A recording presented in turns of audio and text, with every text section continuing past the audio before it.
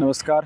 आत्ता आपण आहोत तीर्थक्षेत्र परळी वैजनाथच्या बसस्थानकावरती आणि आपण जाणून घेणार आहोत 30 जानेवारी 2026 रोजी याच बसस्थानकात सायंकाळी 7च्या सुमारास एका महिलेने आपल्या 1.5 वर्षाच्या चिमुरडीला सहप्रवासी महिलेसोबत स्थानकावर सोडून बाथरूमला जाऊन येते असं सांगितलं.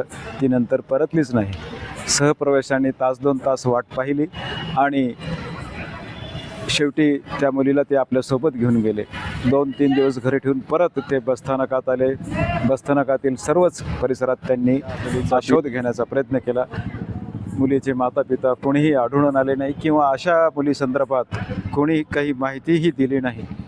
त्यामुळे त्यांना अशा मुलींना परभणी जिल्ह्यातील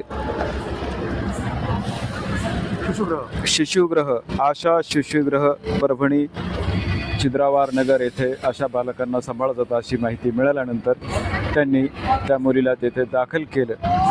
येथील सालोमन मायकल कसबेकर यांच्या सांगण्यावरून परळी पोलीस स्टेशनला काल हा गुन्हा दाखल झाला आहे आणि परळी पोलीस या मातेचा तपास करत आहेत. एकूणच या परिसरात कुठलेही CCTV त्या दरम्यान उपलब्ध नव्हते. मात्र आता आपण पाहू शकता सुमारे 8 CCTV या तात्पुरत्या उभारण्यात आलेल्या फलाटावरती लावण्यात आले आहेत. एकूणच बसस्थानकात सर्वदूर अंधाराचं साम्राज्य आहे. परळी पोलीस आता या मातेचा तपास करत आहेत.